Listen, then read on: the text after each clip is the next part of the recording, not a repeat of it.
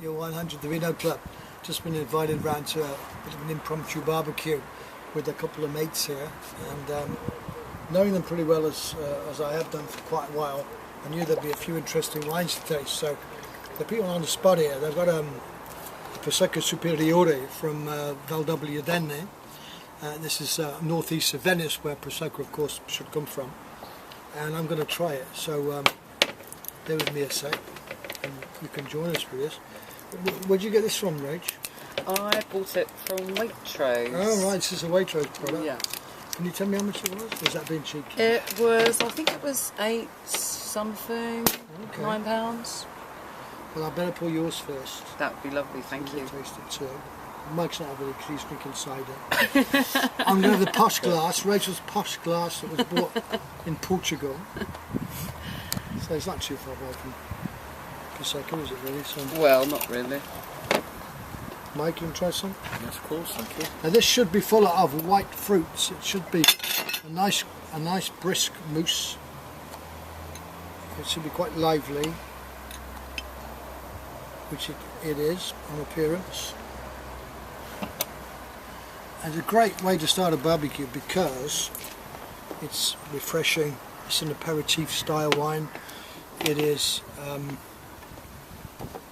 something you can drink with food, of course, like seafood and fish, lightly grilled fish, light seafood dishes, nothing too intense with sauces, whatever. But anyway, I'm going to try it because it's the first drink I've had for a while. Cheers.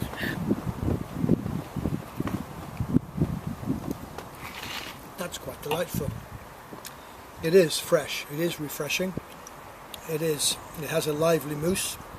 It has some lovely white fruit flavours. Very good example of Prosecco. I'm still with my mates Mike and Rach this evening. We're about to eat some food, I hope, shortly. I actually cocked a chicken for them earlier on, and I'll maybe show you what that turns out like. Fingers crossed. But we've had a couple of glasses of Pimm's to start with. I've introduced you to the Prosecco that we had a little bit earlier on. And now we've brought out, because Rach is very good at hiding things in the fridge, which is wonderful. We brought out, because this is rosé time, I think now we've got over what I call the last of the summer wine, as in WHINE, people moaning about the weather, whatever. It's now that we're into rosé season. So we're going to try a few rosés tonight. This is a very well-known, quite a big commercial brand, Freixenet Cordon. It's made normally from 3 major grape varieties: Parellada, Zarello and Macabeo, or in France it's known as Macabeu, which is quite popular as a white wine grape variety down in the Languedoc region. They're also using a Chardonnay down there as well at the moment in this region where they make Cava, and also I think it's in Catalonia, and it is also, they're also using Pinot Noir. So imagine they've used Pinot Noir here to make this rosé. It doesn't state the grape varieties on the label, but we're going to try it. It's quite dark in terms of rosé, which I quite like, so it's going to be hopefully a bit robust.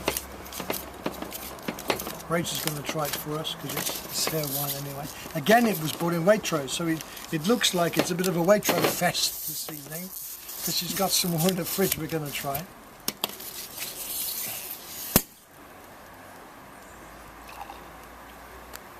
This, of course, should really taste of fresh summer fruits. Red berries. Should have, again, similar to Prosecco in a way, a light mousse, but lively, refreshing. And of course, the Spanish are very famous. It's very famous, of course, in Spain, because the Spanish never have a celebration, any sort of party, without the presence of Cava. Cava is something which goes hand in hand with any form of celebration, as I said, or party. So I'm gonna have a taste. Rachel's gonna have a taste. I'll put this back to chill a bit more. What do you think, Rach? It's quite dark. It's quite nice. Very attractive. Almost like the colour of a Tavel rosé. Berries. From the Rhone. Berries. Berries. Yeah, it has balls. It has balls. Good. Well, there you are. There's a new description for you to latch onto. A rosé wine with balls. It's great. And it's a very, very well-known producer of great quality wines.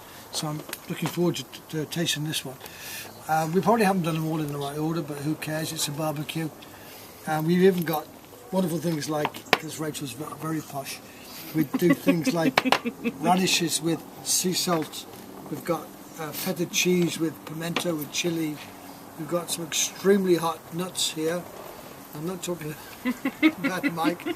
We've got olives. We've got a wonderful bowl here of look at the colour in there. Is it beetroot? Tell us, Rachel, what it is. It's a Moroccan beetroot salad, and the only thing missing, because Waitrose didn't have it when I was shopping, Is a Moroccan. was the parsley.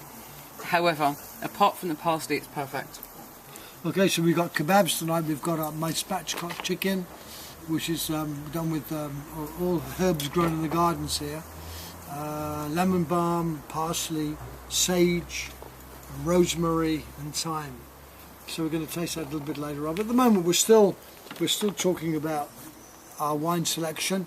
It is rosé, as you probably know, apart from the first wine which we started with, which is our Prosecco. This is Ackerman. I do not know Ackerman well, and of course I am biased because they are great producers. I know what to expect. Lovely, a lovely fruity summer berry. You see that? Not quite the class of champagne, but better in terms of price and availability, and certainly a great aperitif before any meal, particularly now the sun's out with a barbecue. So I'm going to pour some for Rach. She'll give me her impression of this. The last one she had a very good description of. She won't repeat, but I think it's been added to all the wine journals in the world now. There's a new description of wine. I'm still got my famous, extremely classy Portuguese great wine glass. So it's the same price. And Etienne, what do you think? Oh, yum. Good? Really yum, Yum. It's yum. Really That's good. Hi, Alan here again, still with Mike and Rach at Bargain. We've actually eaten.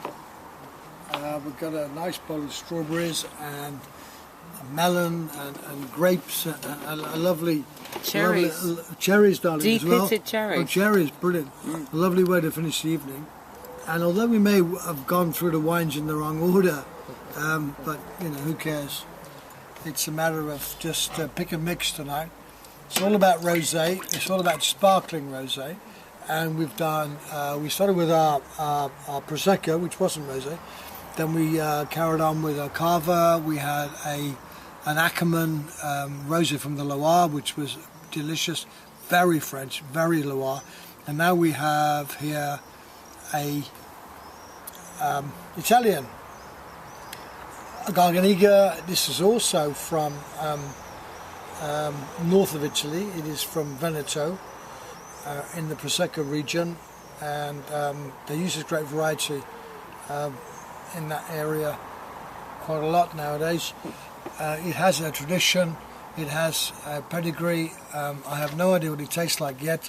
This also comes from Waitrose, so we're going to taste it. We are. Rachel's going to be the chief taster.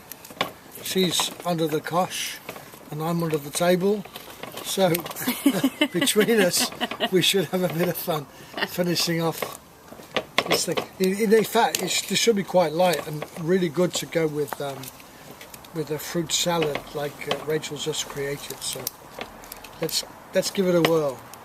All of the wines tonight, by the way, including the original Superiore Prosecco, are all under £10 a bottle. So well within everybody's budget, well within an acceptable wine to have at a barbecue. Nothing really expensive, but everything of reasonable quality. So, Rach, try this, darling. Good mousse. More bubbles. Yeah. Rachel likes bubbles, by the way. I do. Rachel's actually is, if you don't mind me saying, she's a champagne lover. I am. She only likes her Grand Marque champagnes. So to try and convince Rachel of anything less than a Grand Marque champagne, I have to say, is an expedition in itself. However, oh wow, this is so. try. The colour's fabulous with the salad, right? The salmon fruit salad. pink, salmon pink. Do you Love think? it.